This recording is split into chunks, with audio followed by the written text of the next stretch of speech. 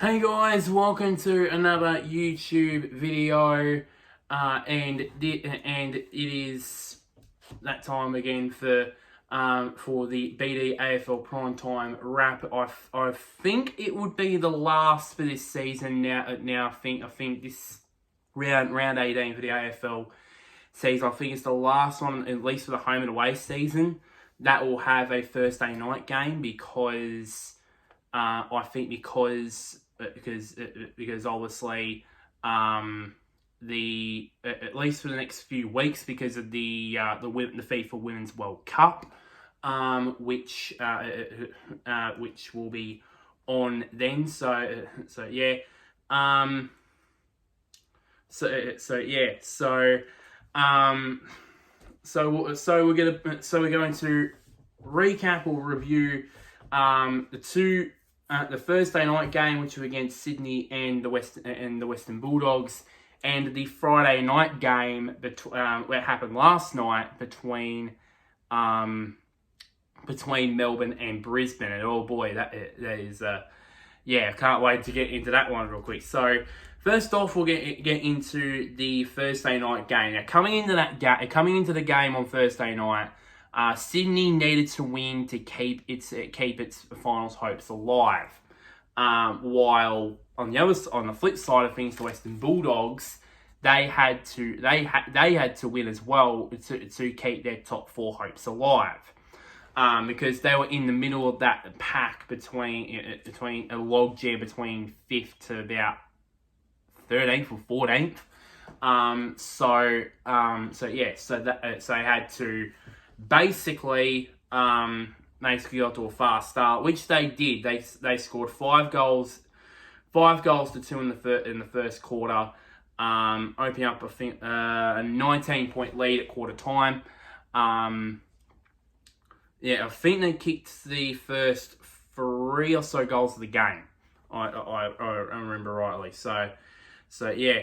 But then in the second quarter, it was all Sydney as they kicked 4-4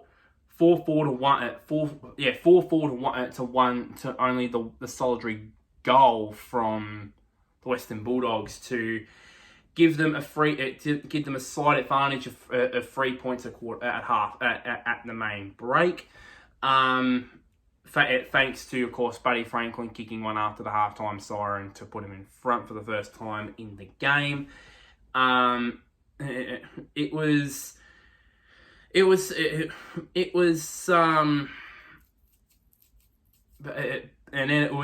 the exact same margin at 3/4 time, but this time it was the Bulldogs that led by 3 points at 3/4 time in the final break. Obviously, thanks to them scoring 3 goals to 2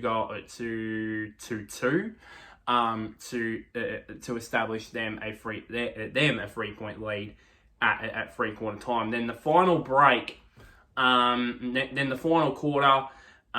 It was thrilling. Obviously, went right down to the wire, but in the end, it was Sydney who just crept across the line to win by 2 points against the Doggies. Like there was a couple of plays then that last couple of minutes I noticed, putting the notebook away for a bit, as I want to talk to you about this. So a couple of plays. So basically, I remember there was a behind to, I can't remember the Bulldogs player. I think it was Riley West who had that try to go with that Boonana from the boundary, and I think hit the post. And so the ball was kicked in. I would presume, I think it was by Caleb Daniel. I think he kicked it in. And Alex Keefe, he got his hands to it. He got the ball, and he had to get a second attempt. All he had to do was get on the second attempt, grab it, he'll be rewarded the mark, play on, kick long inside the 50, and hope someone like Norton or Jamara would get on the end of it, or maybe the bomb. What he instead does is goes to, and it might be a bit harsh over this, but he goes to ground for nothing. for nothing. Just goes to ground and just goes to ground, and two of the Swans players just go after it. And that resulted, of course, in them inside 50, and that, of course, I believe ended up in the behind, which was the last scoring shot of the game. So basically, and it leads on to the second opportunity that they had in that the Bulldogs had in getting one last chance to get a match-winning goal, and this was with, I believe, I think it was with about just over a minute left. Ed Richards, obviously, no Sydney player was on the mark, so he ran about 30 metres from the kick in, and not surprisingly, all the Sydney's key backs and talls just were in the middle, because obviously that's where they're going to kick. Obviously where the guy that's going to kick in is going to kick to at this point in the game to try and win the game, but just kick it down the corridor. That was what he did. But it goes to ground. Jamaro picks it up, and I noticed in the background I saw someone. I think it was Caleb Daniel, I believe it was, sprint by on his outside. All that Jamaro had to do was at the right moment handball it into his path, and he'll just bolt through. And who knows? And I don't know if there was going to be space there for him to go all the way and kick the goal. But unfortunately he does it just a second or two too late, and it gets intercepted by a Sydney player, and that was it. That was game over. And the rest of it afterwards was just basically stoppage after stoppage. And basically all the Sydney players, which they should do in this situation, by the way, when they're protecting a lead, is have all 18 players around the stoppage to have about 2 or 3 defenders on the goal line in case the Bulldogs do win the stoppage, and then have Buddy about 30 metres away in case of a quick counter attack to basically sign, seal, and deliver this game. And then the others, the mids, possibly the small forwards and some small defenders and small forwards, I should say, they are all around this ball. They're all around it. They're all around the ball, all around the stoppage, all around the two ruckmen. All it's going to be intentions basically to stay tight at the ruckman's hip, which is basically And that was just basically that for the last minute, and then siren went, and game over. The Swans won that game, and now their finals hopes are still alive. Their finals contention. While the Bulldogs, there is the strong possibility that at the end of this weekend, they could be out of the 8. There could be a chance that they could be out of the 8. So that's a very costly loss, that one, for the Western Bulldogs. Get into some other things here. So the Swans obviously winning the match 11-12-78 to 11-10-70 to the Bulldogs 11-10-76. The goal scorers for Sydney, Papley with 4, Buddy Franklin with 2, Ollie Florent also with 2, and then Rowbottom, A. Marty, and Heaney all 3 of them kicked the solitary goal. For the Bulldogs, Aaron Norton with 3, Bontempelli with 2. He I won't be surprised if he gets 3 votes in this game. Gets the Brownlow votes in this game. I won't be surprised with that, considering he single-handedly almost just pulled the Doggies over the line in that one. Liberatore, and then Liberatore, Vandermeer, Poulter, Waitman, Scott, and Ugle-Hagan all scored 1. The best for Sydney, Errol Goulden, not surprising on that one. Rowbottom, Parker, Florent, and Papley. And then the best for the Western Bulldogs, Tim English. It was Tim English, Tom Liberatore, Marcus Bontempelli, Aaron Norton, Ed Richards, and Adam Treloar.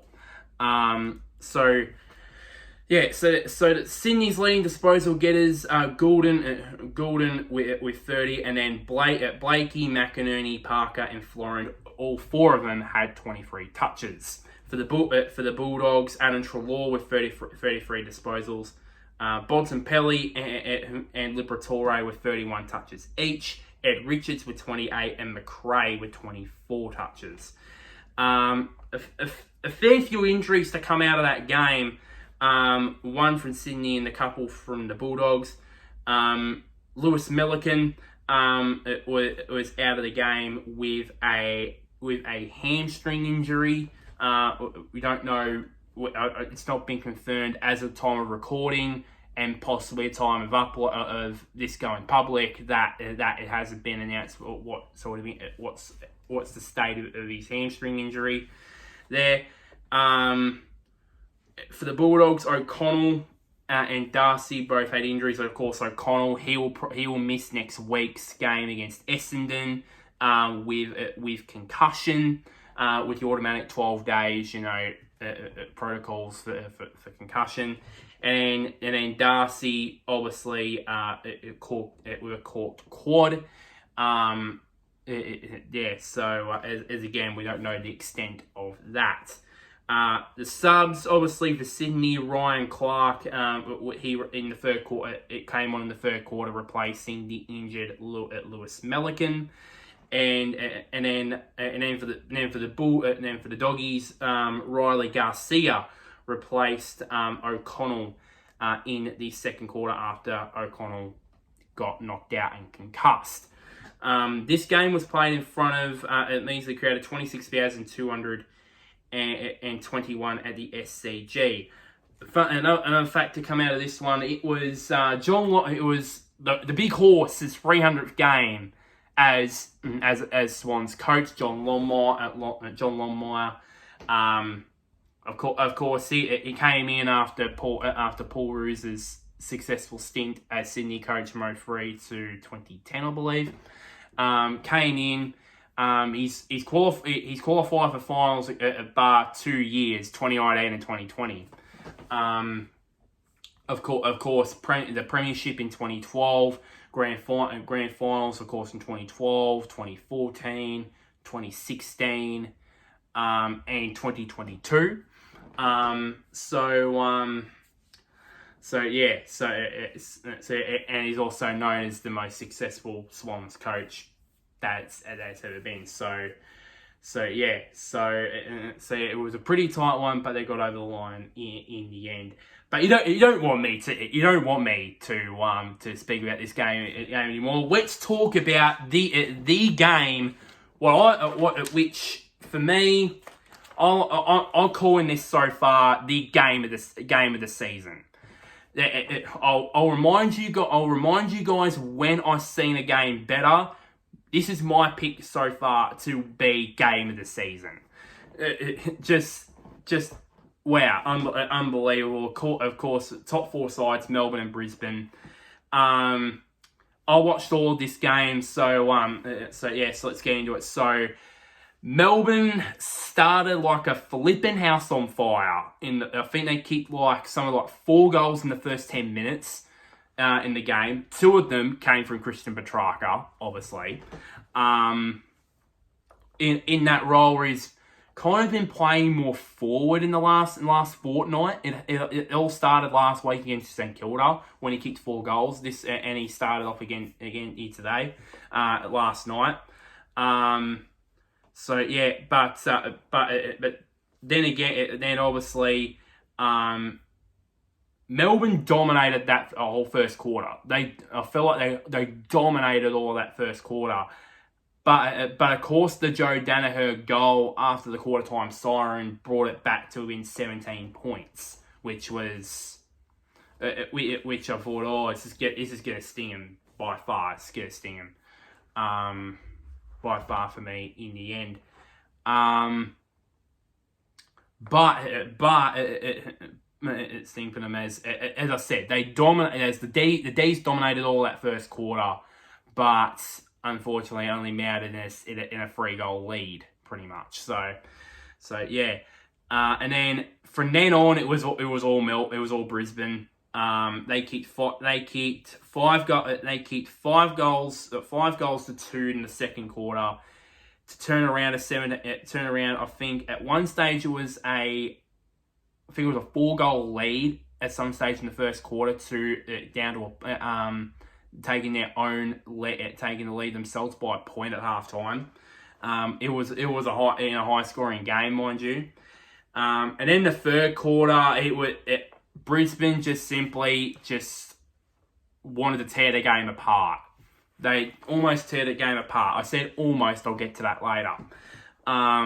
With a 7-goal to 4 in a quarter that had 11 goals, 7 of them from Brisbane, 4 to Melbourne.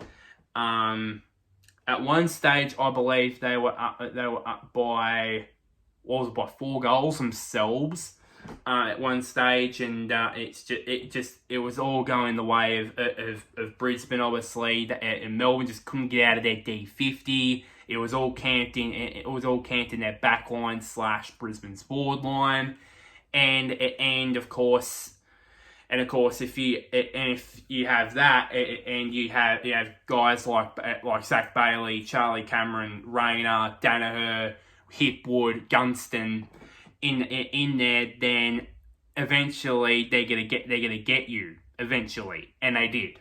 And they led by and they led that one by so they took the lead by 21 points at 3/4 time, which that opened up to 27, I believe, in the early stage of the last quarter when Brisbane kicked a goal, which almost probably sealed it, but they still were. For during that stage there was a bit of a stalemate, to be honest, for most of that last quarter. And then it wasn't looking good for Melbourne supporters. Then the margin was cut back to 17 points with 5 minutes to go. And then what I noticed, and looking back at it now, about close to 24 hours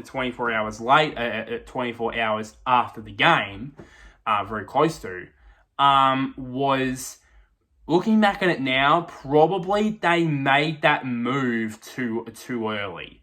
Either they made that move too early, or they were just fatigued. They were fatiguing and needed some extra height in defence to keep it out.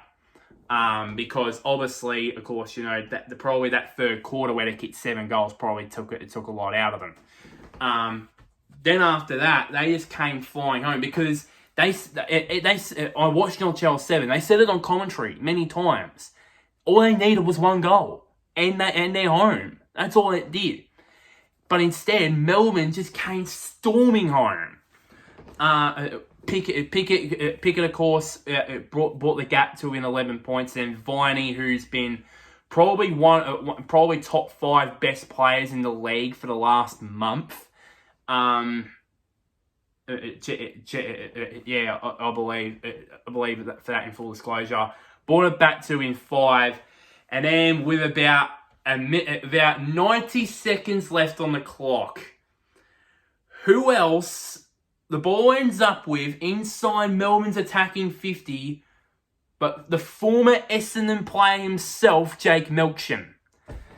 And I even said, come on, even was barracking for him. I said, come on, mate, you've done this for Essendon before. Kick the winning goal for Essendon. Time to do it for Melbourne. And he pierced it straight through the middle. The celebration to boot. That was all. And then 44 seconds left. Obviously, anything can happen in those 44 seconds, and it did pretty much. When when the centre bounce when Melbourne won the clearance, I thought, oh, this is game over. This is game over. This is absolutely game over. If they get a mark inside their 450, which they didn't. So basically, they had Brisbane had a small chance. Like I always say, a small chance is better than no chance at all. So. And eventually, I think they got a stoppage out of this, I believe. And then Brisbane had with about 10 seconds left, had one last roll of the dice, going down the middle, kick long to Hipwood versus Lever inside the 50. And this one is a bit. I don't know if it's been. I thought it would be a bit controversial, but I don't think so. Which surprised me. Lever took the mark, even though it looked a bit even between Hipwood and Lever, but they awarded to mark to Lever. Second later, the siren sounds, and Melbourne fans just go ballistic. Brisbane players are all like, "It's a mark to Hipwood. Why didn't you award the mark to Hipwood?" Yeah, trust me, at the time. I was like, oh, I want to have a look at this again to see if, and I was holding my breath, just considering that maybe the umpires the last second changed their minds to Hipwood, that Hipwood took the mark, and now they go back and have a shot from outside 50, which, by the way, from where it was marked, by the way, I would think Hipwood would have pierced it straight through the middle. But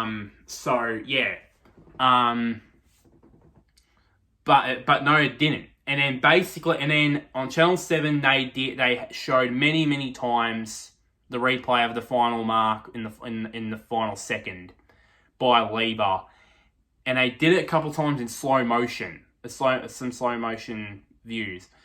And I believe that, it's definitely 100%, in my opinion, a mark to Lever. He had all of the ball. He had all the ball there, and so unfortunately that for Brisbane that they threw away a 4.5 goal lead. And it's also another loss in Melbourne, another loss to the MCG, which I'll get to in a bit. So Melbourne ends up winning this one by a point. In my view, the game of the season so far, 16-9-105 to 16-8-104. The goal kickers for Melbourne, Petrarca, I mean, he was just unstoppable. I mean, any time he got the ball inside the D's attacking 50, and something was going to happen, to be honest. And even when he kicked those two, I think two of Melbourne's first 3 goals of the game, I said to myself, he's on tonight. He is on tonight, and eventually he was, kicking 4. Pickett with 3, including the one important one that got them to within 11 points. Melksham with 2, including the match winner. And then Neil Bullen, Brown, Spargo, Bowie. Taj Woden with his first goal, the son of Shane Woden, kicked his first goal in AFL football. Good on the young bloke. It was disappointing he didn't celebrate like his old man when he celebrated the crowd and that. So yeah, hopefully he does that more. More now. He's going to play more games. Gone with that massive kick. I mean, that goal he scored. The height of the kick, it was almost like as high. It went beyond the goalpost. It was a tremendously high kick, but at the end of the day, it got its reward there. And Viney as well with the goal, obviously, to get it back to 5 points and set up eventually for Melksham's match winner. For Brisbane, goal scorers for Brisbane: Gunston with 3, McCarthy, Bailey, and Cameron and Danaher with 2 goals each. And then McInerney, Fletcher, Ashcroft, Fletcher, Lyons, and Hipwood all kicked 1. The best for Melbourne, not surprisingly, Christian Petrarca. Not surprising. 20. I think it was 26 touches. I think 9 scored moments and 4 goals. Gone, Brayshaw, Viney, Pickett, and of course Jake Melcham. Obviously, got to mention there because of course he kicked the match-winning goal. Brisbane's best, Joe Danaher, McCluggage, Neil, Ashcroft, Andrews, and Zach Bailey. The leading disposal getters for Melbourne, Angus Brayshaw and Max Gawn. Strangely enough, with getting 29 touches for a big ruckman. It was a strange night. I'll get to that in a sec. Petrarca and Lockie Hunter with both with 26 touches, and Jack Viney with 25. Leading disposal getter on the ground for Brisbane. It wasn't Lockie Neal. It wasn't Hugh McCluggage. It wasn't Jared Lyons. It was Joe Danaher. Yes. No. Do not adjust your sets. Joe Danaher was the leading disposal getter on the ground for Brisbane last night. I'll tell you now. Please do not adjust your sets. Please. I know. I'm shocked as well. McCluggage with 22. And then Lockie Neal, McKenna, Lyons, and Bailey all had 19 touches each. One injury to report out of this game for Melbourne was that Harrison Petty got subbed out of the game due to a rib injury. He tried to play on with it, but unfortunately it was just too much for him, and got subbed out of the game. For Joel Smith, as we get to the subs, in that third quarter, and then Devon Robertson for Brisbane came on, was subbed on in place of Jared Berry in that last quarter.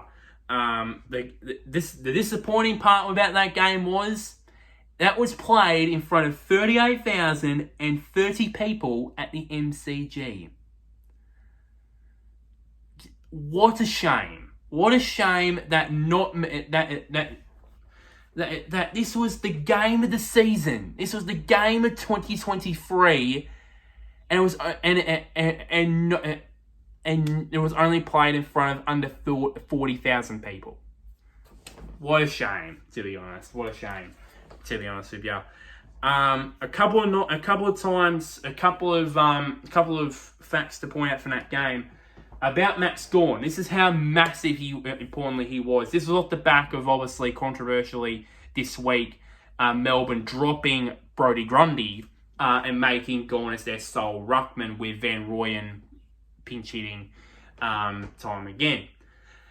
Gawn played 92% of game time in this whole match, and including and he also played every single minute of that last quarter. Every single minute. Which was massive. Which was massive for a captain of the club to when the game was still on the line, to play out the full 20. Because I think the quarter would have lasted probably about 30 minutes. So for him to be out there for all those minutes was pretty impressive, to be honest, from Max Gawn. It's not surprisingly, considering he's a ruckman and that. But yeah. Lions fans, sorry to mention this record of the MCG, but it's too obvious, but it's true. They've only won 5 of their last 35 games at the MCG.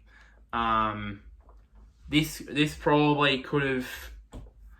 I think for me, I think this probably doubts them. To be honest, I think it doubts me. I doubt them now to win the premiership now because yes they've beaten Port Adelaide, yes they've beaten Collingwood, who are of course the top two sides on the ladder. No, they haven't. No, they haven't. No. Sorry to apologise. There, I just remembered they didn't beat Port Adelaide because they got smashed by Port Adelaide in round one. So pretty much, yes, they've beaten Collingwood at the end, Collingwood, but I was at the Gabba. The MCG is probably going to be a different argument altogether.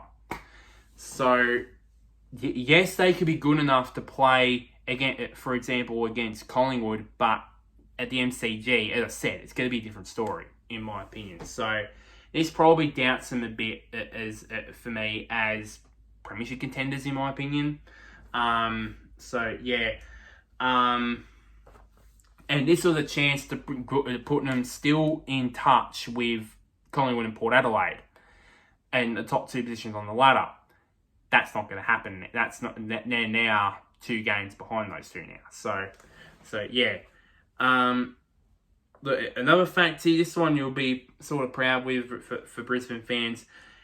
It was the first time they scored 100 points at a game at the MCG since 2014, which was close to 10 years ago. So that pretty much is their doubtful, that bit of a consolation fact really for Brisbane fans. And this one, obviously, of course, this is the 5th game of this season where both sides scored 100 points plus in a game. And just to add to that fact, there was 6 of those games throughout the entirety of 2022. We're now at 5, and we're in round 18. This one, as I said, I've said so many times, I'm going to say it again. It's gotten my vote as game of the season. It's gotten my vote. I know there's probably games I haven't watched, like the Collingwood Adelaide game at the Adelaide Oval. Maybe the if I'd put my Essendon bias in me, I would say the Dreamtime game where we won by a point. If I would be heartbroken, maybe I'd get my heart broken. Say Port Adelaide Essendon game a few weeks ago when they pinched it from us on the freaking siren. But this one is my game in the year. That's my vote. It's got my vote already as the game of the season for me. It's just and a crazy finish. What if Hip would have taken that mark? It would have been even more of a contender for game of the season, for sure. But as I said, I'll remind you guys over the next month or two as we're nearing the end of the season, which I can't believe we're nearing the end of the season. By the way, it feels like only last week that we just started the 2023 season. When now we're nearing the back end of now we're into the final third of the season, almost in the final third of the season, and we're 2 freaking months away from finals. This season's gone too quick. It's gone too quick, in my opinion. But yeah, I'll tell you guys when I think there's a game that is close to pretty much to this on this level. But yeah, so that is pretty much it for this video. Like this video, share it to anybody who is a Sydney fan or a Melbourne fan, vice versa. Comment down below what is your do you agree with me that the Melbourne Brisbane game was the game of the season, or if you disagree with me, name a game that was better than this.